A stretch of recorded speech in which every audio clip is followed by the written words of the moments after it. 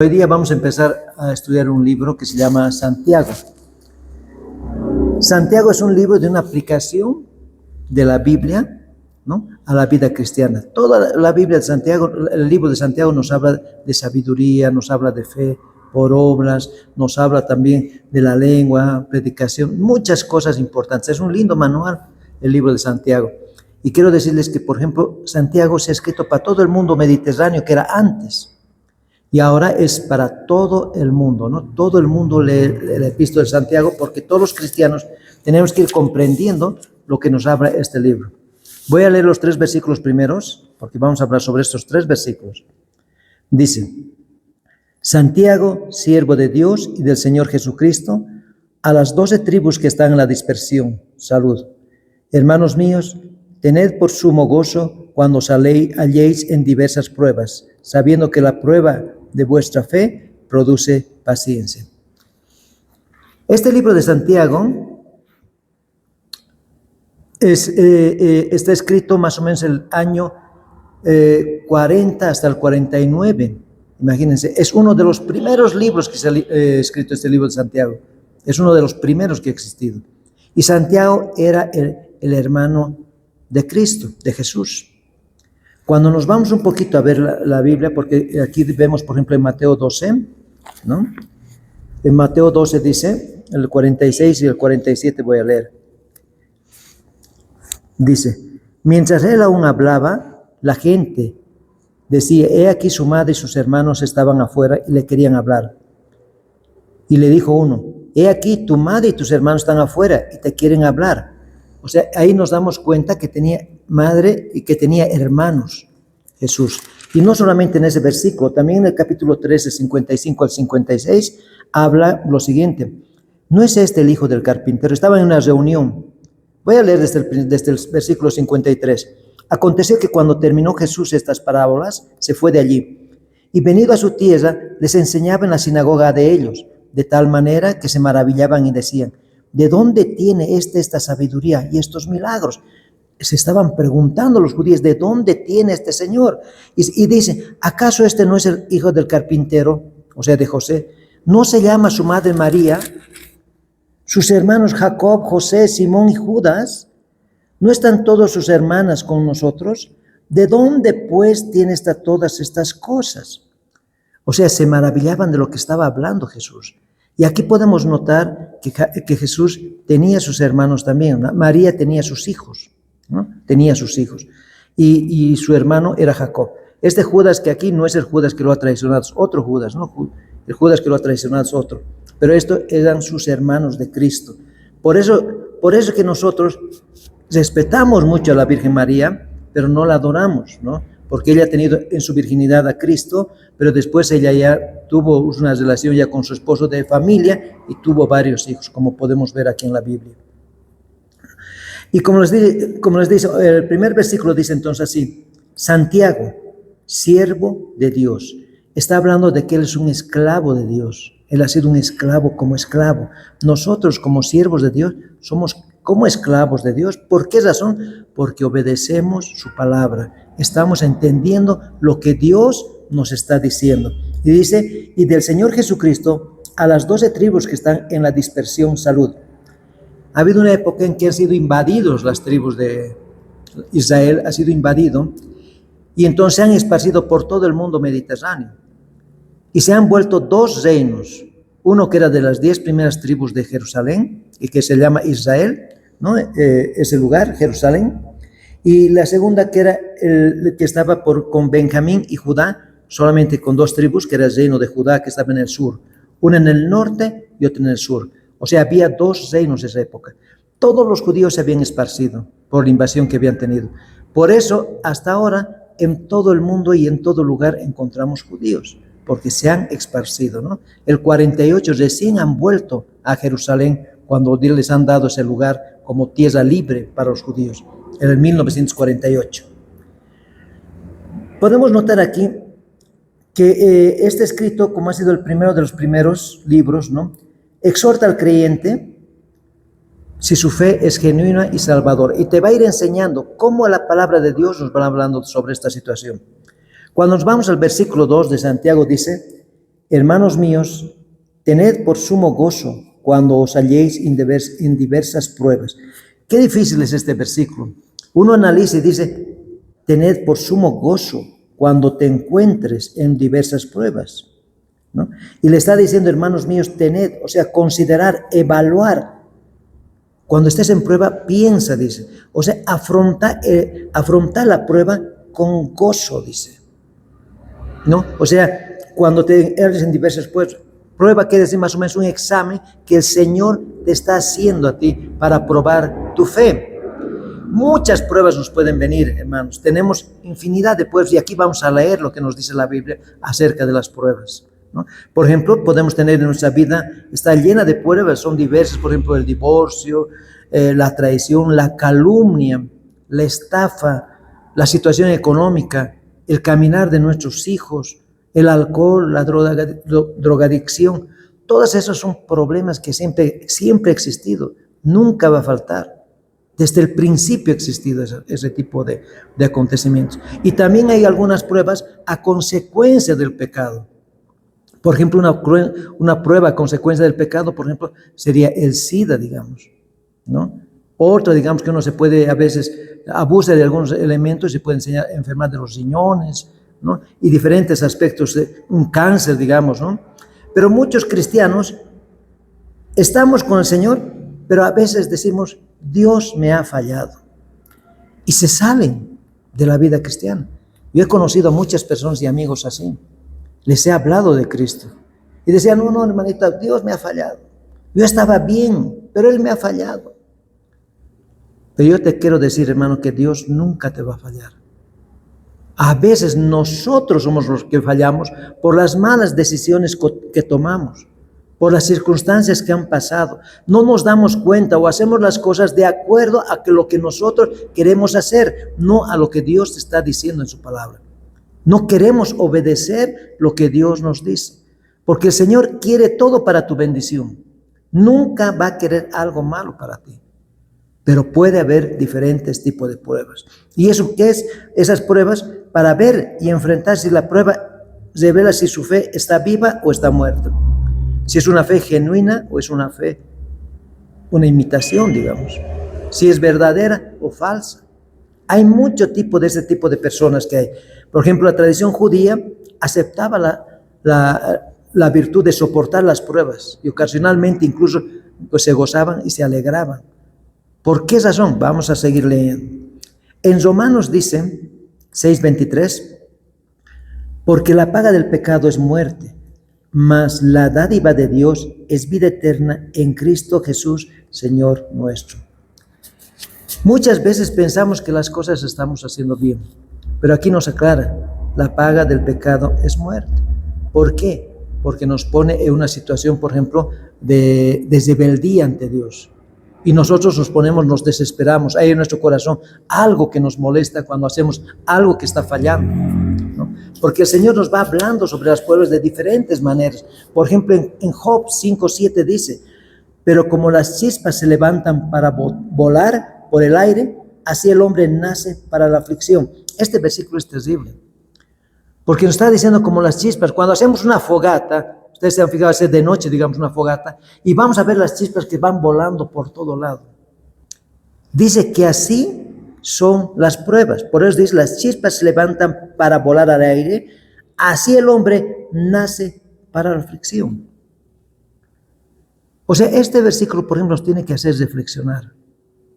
Siempre va a haber pruebas, pero la buena noticia es que con el Señor son más fáciles de llevar, porque Él dice, dejen mis cargas a mí y conmigo y yo las llevaré, y serán más simples, más sencillas para nosotros de llevar. Por eso es que hay que confiar en Dios y hablar con el Señor en oración, pedirle por ejemplo, una buena decisión que estás tomando en algo que quisieras hacer. En Juan 16:33 dice, estas cosas os he hablado para que en mí tengáis paz. En el mundo tendrás aflicción, pero confiad, yo he vencido al mundo. ¿Qué quiere el Señor? Quiere que tú tengas paz. Por eso dice, para que tengas paz, porque en este mundo siempre va a haber aflicción. de una o de otra manera. Uno va pensando la situación, vea qué ha pasado, qué pasa acá, qué problema hay. Por ejemplo, en nuestro país estamos viviendo una situación muy terrible. Es una aflicción. No siempre es a consecuencia de nosotros todas las pruebas. Hay pruebas que vienen de otros lugares también y que nos hacen daño, nos ponen en una situación de caos a nosotros mismos. Pero cuando confiamos en Dios, las cosas van mejorando. Tú dejas esas cargas al Señor. Y como Él dice, Él te va a dar paz. Porque Él necesita darte paz y tú necesitas tener paz en tu corazón. Muchas veces vas a dormir y vas a querer descansar y vas a decir, quisiera que sea de día, porque no vas a poder dormir de noche. Y de día vas a decir, estoy cansado, quiero que sea de noche. Y así sucesivamente viene la aflicción en nuestro cuerpo, en nuestro pensar, en nuestra mente. Pero el Señor quiere que tengas paz. Pese a las aflicciones que va a haber, pese a los problemas que va a haber, el Señor quiere que tú tengas paz. Y esa paz es una paz que sobrepasa todo entendimiento.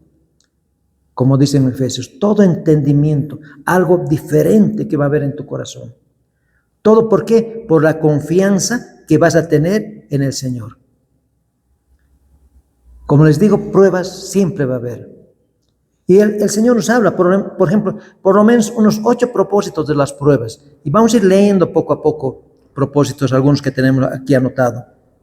Por ejemplo, el punto 1 dice, la prueba es para probar la fortaleza de nuestra fe. ¿Cuánta fe tienes en el Señor? Si tú no confías en Dios, digamos, vas a estar desesperado con la situación. Te va a doler tu corazón, vas a tener estrés y el estrés te va a enfermar. Así es cuando no aceptamos y no confiamos en Dios. No podemos resistirnos porque nos vamos a amargar. Y a veces, ¿qué pasa? Tú mismo te dices a ti mismo, tienes compasión de ti mismo. Si tú te tienes compasión de ti mismo, todas esas cosas, es que tu fe es débil. No estás confiando en el Todopoderoso, en el que todo lo puede, en el que vas a vencer, en el que te va a dar la victoria. No estás confiando en ti, en tu esfuerzo, en lo que tú puedes hacer.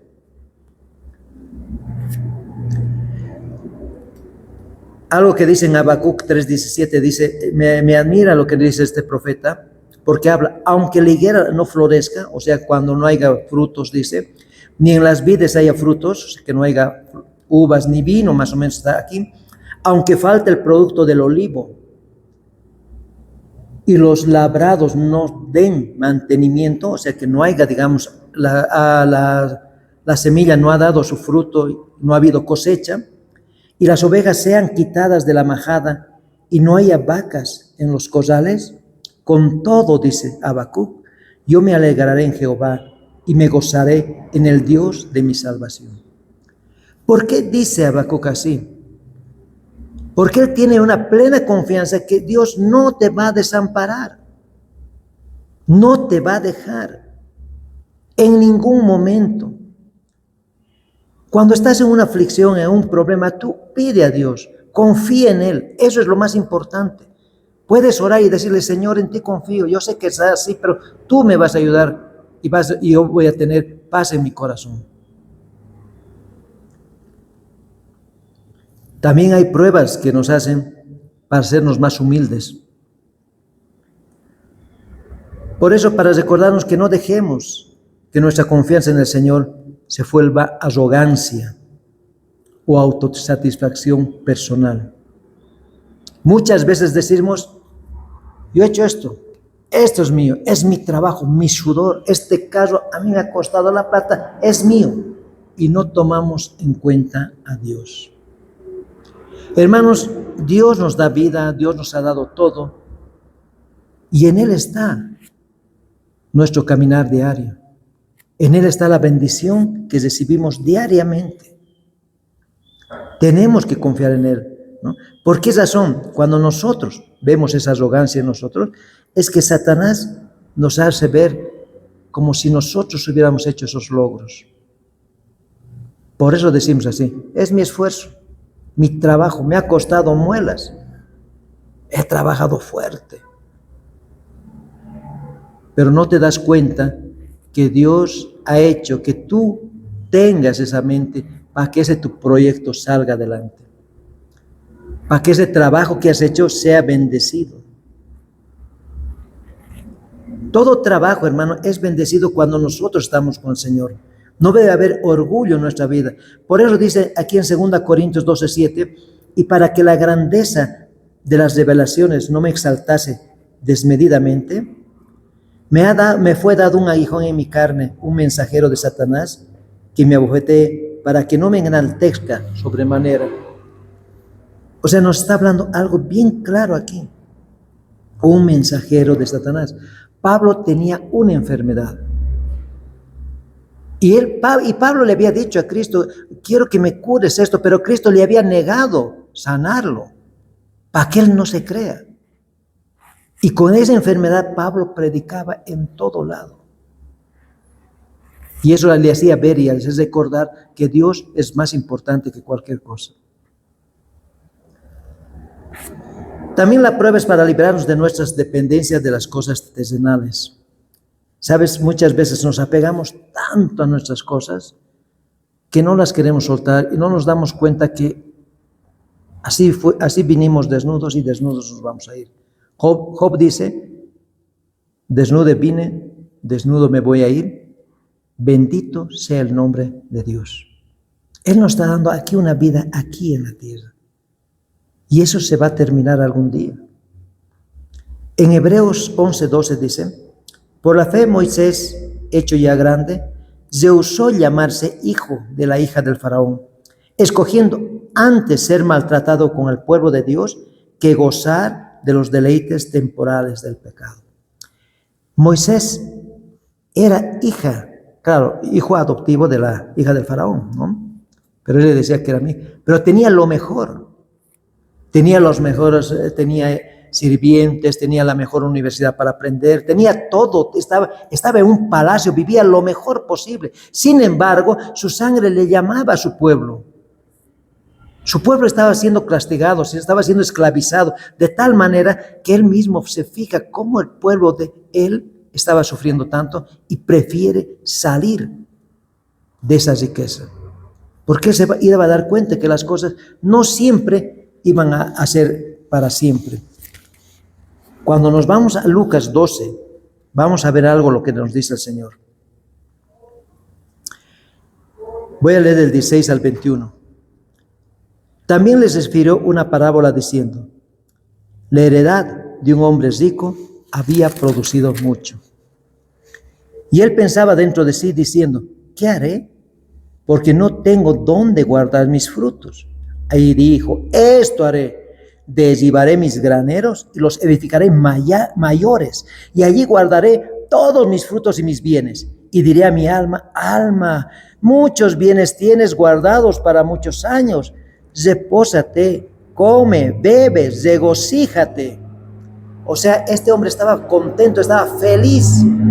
Tenía todo, había sus cosechas, eran grandes, que estaba aumentando, abriendo más hilos para poder guardar todo lo que tenía. Y después decir, voy a vivir de esto toda mi vida. Sin embargo, ¿qué pasa? El versículo 20 dice, pero Dios le dijo, necio, esta noche vienen a pedir tu alma, y lo que has provisto, ¿de quién será? Uno piensa en esto y dice, ¿qué pasa? Así es el que hace para sí tesoros y no es rico para con Dios. Hermanos, Dios no te quiere quitar nada. Él quiere que tengas tu trabajo, el fruto de tu trabajo. No es malo ser rico, sino Él quiere que te acuerdes, que agradezcas a Dios también con tus bienes. Que puedas predicar la palabra, que puedas estudiar la Biblia, que cambies tu corazón para el Señor. Y Él te va a bendecir diariamente. Porque este hombre se estaba fijando solo en Él. Aquí no toma en cuenta a Dios en ningún momento. Él solamente piensa en Él. O sea, su egoísmo era tal que solamente pensaba en Él. Esa es la verdad, así es. Por eso dice, me regocijaré, comeré, beberé. Estaré tranquilo el resto de mis días.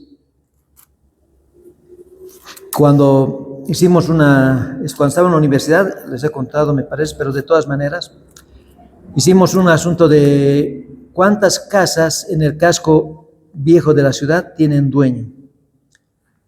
El 50% de las casas del casco viejo del centro de la ciudad no tienen dueño. Por eso la alcaldía se lo agarra, el gobierno agarra, el ministerio acá, todo es cerca. Pero ¿qué ha sido de una casa, por ejemplo? Si nos vamos solamente a un museo de la Plaza Murillo, que dice ese museo de un cacique, creo que es el Museo del Arte. Era una casa de una persona que había dicho, bueno, esta es mi casa, aquí seguramente tenía sus hijos, todos van a vivir aquí mis sirvientes, aquí van a vivir mis hijos, yo voy a estar aquí toda la vida. Ese era el pensamiento que él tenía. Pero han pasado los años, los descendientes han ido desapareciendo, no ha habido nada y eso se ha vuelto un museo. Y podemos ver las diferentes casas, por ejemplo, la de Pedro Domingo Murillo, casas muy grandes donde se vuelven como conventillos. Una casa había frente al teleférico morado que decían el garaje, no sé qué garaje hablaban de ese. Pero cuando tú ves de la calle son ventanas así todito y cada cuartito tiene un dueño. El dueño original, ¿qué pasó? Por eso es que nosotros tenemos que pensar en Dios en nuestro trabajo. Él nos va a prosperar a cada uno de nosotros. Pero siempre oremos y agradezcamos a Dios. Tratemos de estar escuchando su palabra, conociendo lo que nos quiere decir, para que tú estés preparado para cualquier aflicción que puedas tener. El Señor quiere tu corazón. Eso es lo que le interesa. Eso es lo que quiere el Señor. Ahora, no se trata de que digas, yo soy buenito, que estoy dando esto. No se trata de eso. Se trata de que tú creas en Cristo, como nosotros creemos en Cristo. Eso quiere el Señor. Que tú confíes en Él, que tú entregues tu corazón a Dios. Y Él nos va a bendecir diariamente. Que confiemos especialmente en Él. También la prueba es para llamarnos a una esperanza eterna. A veces cuando más duras las pruebas y duran más tiempo, anhelamos estar más con el Señor. ¿Cuántas veces hemos dicho cuando estábamos en problemas muy graves, ay, quisiera morir, quisiera irme, quisiera hacer esto? Pablo tenía una situación parecida. Cuando vamos a Filipenses 1:23, dice, porque de ambas cosas estoy puesto, en estrecho, teniendo deseo de partir y estar con Cristo. Tenía un deseo de irse de una vez. Decía, no, ya quisiera irme, estoy estrecho. ¿Qué está diciendo aquí? Es puesto en estrecho. Veo, o sea, que está preocupado, tiene problemas por todo lado. Está andando, digamos, como por un pasillo angosto que en todo lado lo apretan. Eso está diciendo. Tengo pruebas de todo lado, dice. Y quisiera partir y estar con Cristo. Lo cual, dice, es muchísimo mejor. Él está diciendo, es mucho mejor para mí partir e irme con Él. Estar con esa tranquilidad que yo necesito estar. Pero, dice, quedar en la carne es más necesario por causa de ustedes. Él dice, quisiera irme, pero es necesario que esté aquí para seguirles enseñando la palabra.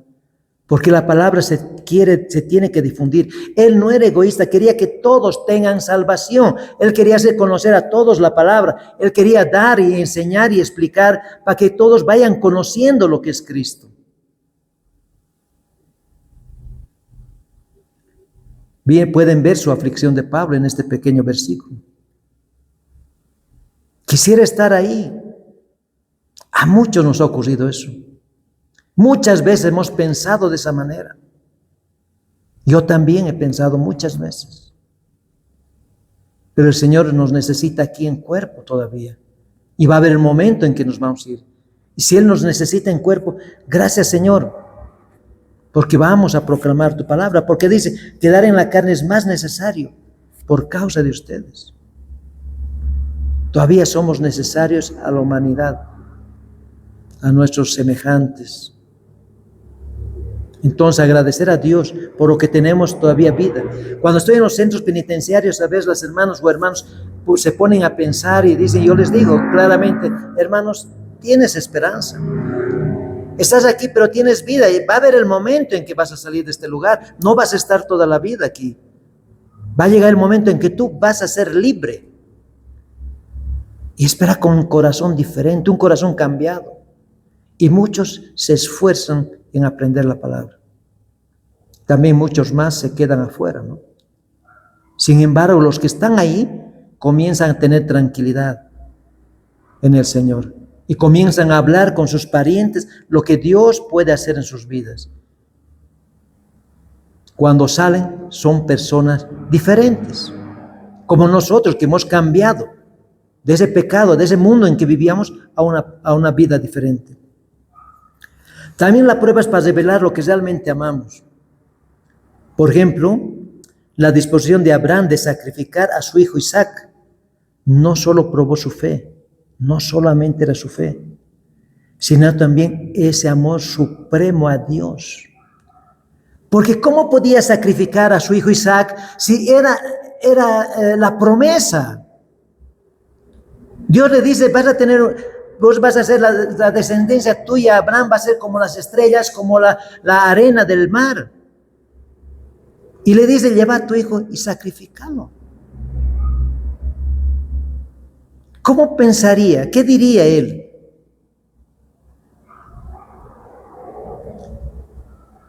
Sin embargo, ese amor supremo hace que a Dios Él ha puesto en primer lugar. Eso es muy importante. Él ha confiado en el Señor porque sabía que Dios le ha dado eso y su promesa no iba a fallar.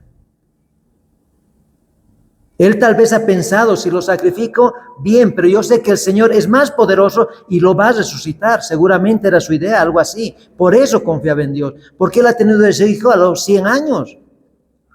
Y Sara a los 90. Y aquí en esta edad, cuando hablamos, dice que más o menos Isaac tenía de 30 a 34 años aproximadamente. Era ya un hombre. Pero así mismo, él se hace amarrar, se hace colocar para poder ser sacrificado. Esa confianza en Dios, ese amor a Dios, es lo que a muchos de nosotros nos falta. Tenemos que tratar y conocer lo que Dios dice. Por eso nos da 2 mandamientos el Señor. Amarás a Dios sobre todas las cosas, con tu mente, tu cuerpo, tu alma. Y amarás a tu prójimo como a ti mismo. ¿Cuánto amas a Dios? ¿Cuánto confiamos en Él? ¿Cuántas veces podemos hablar con Dios en oración? Gracias, Señor. Gracias, Padre. Yo el otro día me he caído de unas gracias, había contado. Pero he dicho y he pensado, gracias, Señor, porque hubiera sido peor. Tal vez hubiera caído de nuca y me hubiera ido ya. Hay que agradecer siempre al Señor por las cosas que tenemos. Son pruebas que van a venir, que nos hacen reflexionar, que nos maduran espiritualmente y comenzamos a ser diferentes personas. Tenemos más capacidad de comprensión para conocer la palabra de Dios y entender lo que está sucediendo. No verlo solamente por el lado malo que nosotros generalmente reconocemos ese lugar. Conozco hermanos también en los centros que me dicen, no, pastor, es que esto he hecho así, mi mujer tiene la culpa. Por ella estoy aquí. Yo le digo, pero ¿por qué dices eso? ¿Has pensado tú lo que has hecho? Porque nadie puede actuar de una manera ciega y denegar. Algo ha pasado. Tú has debido actuar de otra manera que ha sucedido esto. Y comienzan a pensar, comenzamos a hablar, y recién piensa así, yo también he actuado mal. Yo la he herido y era su defensa. Porque actuamos mal. Por eso es que nosotros tenemos que ver y orar al Señor y pedir para poder tener buenas decisiones. Señor, dame una buena decisión para hacer este aspecto, por ejemplo. Otro es, la prueba es para enseñarnos a valorar las bendiciones de Dios. todos los héroes de la fe han rechazado al mundo. Vamos a ir a Hebreos un poquito. En Hebreos 11 nos habla de los héroes de la fe. Solamente voy a leer algunos versículos. Por ejemplo, el versículo 3 de Hebreos 11 dice: por la fe entendemos haber sido constituido el universo por la palabra de Dios, de modo que lo que se ve fue hecho de lo que no se veía. O sea, Dios ha hecho con su palabra. Y los héroes ya comienzan a hablar aquí de diferentes maneras. Y dice: por la fe Abraham, siendo llamado, obedeció para salir al lugar que había de recibir como herencia, y salió sin saber a dónde iba. Imagínate esa prueba de Abraham. Él estaba en su pueblo, estaba tranquilo, y le dice: Abraham, sal, yo te voy a llevar. Y Abraham agarra todo y se va, sin saber a dónde iba a ir. ¿Qué era? La confianza que tenía en Dios. Esa confianza, sabía que él iba a pasar muchas cosas, pero había mucha confianza en Dios. Y sabía que Dios lo iba a sostener. El versículo 17 al 19 dice: por la fe Abraham, cuando fue probado, ofreció a Isaac, como hemos hablado hace un ratito. Y el que había recibido las promesas ofrecía su unigénito, habiéndosele dicho: en Isaac te será llamada descendencia. Pensando que Dios es poderoso para levantar aún de entre los muertos, de donde en sentido figurado también le volvió a recibir. Esa confianza única que se tiene en Dios. Hermanos, no debemos dudar de ninguna manera del Señor. En ningún momento. No tiene que haber duda en nuestro corazón. El Señor está ahí y Él te va a bendecir. La prueba también es para desarrollar en sus santos, dice, una fuerza perdurable para servir mayores cosas.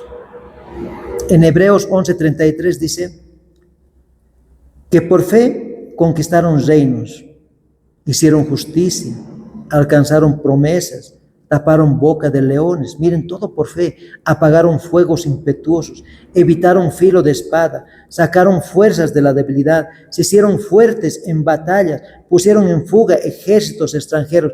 O sea, todo es fe, confianza en el Señor. No tenemos que temer ni tener miedo cuando estamos con Dios. Tienes que confiar que Él está decidido a seguir tu bien. Él va a querer siempre tu bien, nunca va a querer nuestro mal. Muchas veces tal vez Satanás nos quiera hacer caer. Pero tú pon tu confianza en Dios. No tienes que dudar en ningún momento.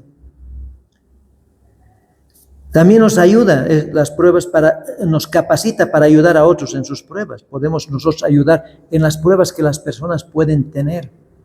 Tú puedes aconsejarle y hablarle. Dice en Filipenses 4:11, no lo digo porque tenga escasez, pues he aprendido a contentarme. Está hablando Pablo. Cualquiera que sea mi situación. Sé vivir humildemente y sé tener abundancia. En todo y por todo estoy enseñado. Así para estar saciado como para tener hambre. Así para tener abundancia como para padecer necesidad. Todo lo puedo en Cristo que me fortalece. Hermanos, ¿cuánto nos fortalece el Señor? ¿Estamos capacitados para esto, para vivir así alguna vez?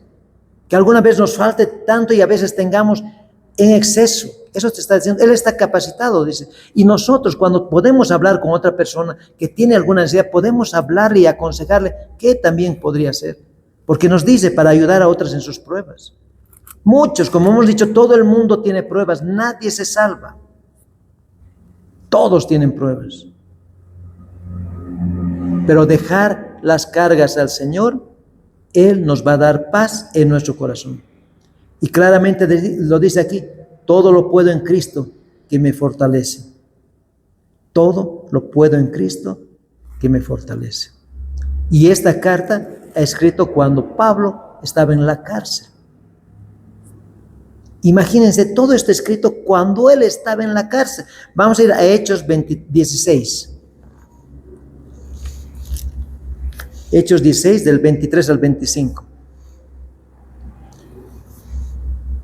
Ha estado encarcelado en Filipos y había hablado con una mujer, le había hecho sacar su espíritu de adivinación, y entonces ha tenido problemas acá, ¿no? Y entonces lo agarran a Pablo en el versículo 23, voy a leer. Después de haberlo azotado mucho, los echaron en la cárcel, o sea, los meten a la cárcel, ¿no? A Pablo y a Silas, mandando el carcelero que los guardase con seguridad, el cual, recibido este mandato, los metió en el calabozo de más adentro y les aseguró los pies en el cepo. Pero a medianoche, orando Pablo y Silas, cantaban himnos a Dios y los presos les oían. Imagínate esta situación. Las casas no eran como ahora son, que podías caminar, pasear, tenían patio. Dice que estaba en lo más profundo. Y en lo más profundo además estaba amarrado en el cepo sus pies, o sea, no podían moverse, ahí tenían que hacer sus necesidades ahí mismo. Eran lugares muy ófricos y terriblemente tormentosos. Sin embargo, Pablo estaba ahí adentro, estaba escribiendo esta carta y dice claramente que cantaba, dice, himnos. Pero a medianoche orando, Pablo y Silas cantaban himnos a Dios y los presos oían. Vino un terremoto, algo así, un temblor, y se abren las puertas y el carcelero se preocupa porque pensaban que todos habían oído. Quería matarse el carcelero por la situación. Imagínense cómo puede ser la fortaleza que nos da Dios. Así nos fortalece en cualquier situación en que estemos pasando. Por eso este versículo lo vuelvo a repetir: todo lo puedo en Cristo que me fortalece. Él va a lograr que siempre estemos fortalecidos. Cuando nos vamos al versículo 3 de Santiago, dice: sabiendo que la prueba de vuestra fe produce paciencia. Esa prueba es como un examen a nuestra fe, y paciencia es una resistencia para apreciar los resultados obtenidos, ¿no? Hay que tener paciencia. Es un poco complicado la paciencia. A veces no tenemos paciencia, no es fácil para nosotros tener paciencia. Pero el Señor nos enseña poco a poco. Nos da esa paciencia que antes no teníamos. Es una característica interior, dice, y de fortaleza que aumenta cada vez que se soporta una prueba. En 1 Corintios 10, 13 dice lo siguiente. 1 Corintios 10, 13.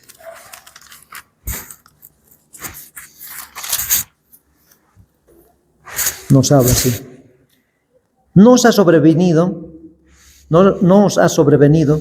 ninguna tentación que no sea humana, pero fiel es Dios, que no os dejará ser tentado más de lo que puedas resistir, sino que dará también juntamente con la tentación la salida para que puedas soportar.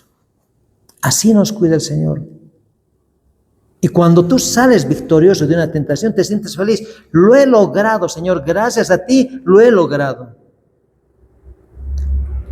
En Hebreos es interesante lo que nos dice en 12:1, dice: por tanto, nosotros también, teniendo en derredor nuestro tan grande nube de testigos, despojémonos de todo peso y del pecado que nos asedia, y corramos con paciencia la carrera que tenemos por delante, puesto los ojos en Jesús. Por tanto, se está concluyendo, está diciendo, por conclusión, está hablando de este capítulo de Hebreos, por tanto hay que hacer esto. Y está hablando la más grande nube de testigos, se refiere al capítulo 11 de todos los héroes de la fe. Esos son sus testigos para Pablo que había, ¿no? Y dice: despojémonos de todo peso y del pecado que nos asedia. O sea, esa forma del pecado que nos asedia es un estorbo que impide nuestro progreso espiritual. Y siempre vamos a estar en pecado. Siempre va a haber algo que nos va a querer poner en pecado. Siempre también va a ser eso. Es una lucha constante, diariamente. Pero cuando vamos madurando poco a poco, vamos poniendo los ojos en Jesús. Y Jesús nos enseña que debemos vivir por fe, confiando en Él profundamente. También estamos seguros de las oraciones y las promesas de Cristo. En Juan 17:12 dice lo siguiente: cuando estaba con ellos en el mundo, yo los guardaba, o sea, los protegía en tu nombre, dice. A los que me diste, yo los guardé y ninguno de ellos se perdió, sino el hijo de perdición, para que la escritura se cumpliese. Se refiere a Judas. Pero después, yo los guardé. Él nos está guardando a cada uno de nosotros que creemos en Él ahora, hermanos. Él está con cada uno de nosotros. Él nos está cuidando. Él nos está protegiendo. Su palabra dice claramente: yo los guardaba cuando estaba en vida y ahora nos guarda a cada creyente. Y no solamente Cristo, sino el Espíritu Santo que nos ha dado. Porque en 14, más allácito en Juan 14 dice: y os rogaré al Padre y os daré otro consolador. Un consolador es como una persona que esté a tu lado, que te pueda acompañar. A eso se refiere, que es el Espíritu Santo. Él está en compañía todos los días contigo, para que esté con ustedes para siempre. El Espíritu de verdad, el cual el mundo no puede recibir porque no le ve ni le conoce. Pero ustedes le conocen porque mora en ustedes y estará con ustedes. El mundo no lo conoce, el Espíritu Santo. Por eso a veces las decisiones que toman son terriblemente fatales, porque no conocen el Espíritu Santo. Pero tú, cuando conoces, crees en Cristo, has recibido el Espíritu Santo, y como dice aquí, el Espíritu Santo mora en ti, está en ti. Es como una persona que está a tu lado, que te puedes redarguir, hablar y hacer entender algunas cosas que no quieres entender. Tú lo vas a sentir al Espíritu Santo cuando confíes en Cristo. Por eso toda la Trinidad está con nosotros. Dios está con nosotros. Él nos guarda a su pueblo de la apostasía, del abandono. Por más grandes que nuestros pecados hayan sido anteriormente, Él nunca nos va a dejar. Él va a estar con nosotros diariamente. Y este versículo, por último, dice en Mateo 24:13: mas el que persevera hasta el fin, este será salvo. Es muy interesante cuando vemos este versículo. El que perseverare hasta el fin, este será salvo. O sea, los que se apartan de Cristo dan prueba tal vez de que nunca han sido creyentes. Pueden decir: yo creo, yo estoy, pero seguir en los mismos errores que van cometiendo, solamente sería un cristiano de nombre. Pero el cristiano verdadero, como he leído acá, es el que confía en el Señor, el que lee su palabra, el que da obediencia a lo que Él dice. Y todas esas pruebas van a ser fáciles de llevar. Hay un letrero en los centros penitenciarios que dice: con Cristo es más fácil estar en la cárcel. Porque no es nada sencillo estar ahí, hermanos. Pero con Cristo es más fácil. Y ellos pueden llevar su carga con Cristo. Y muchos están inocentemente, no todos están ahí por algunas causas. Hay mucha gente que está con inocencia también. Pero cuando estamos con Cristo,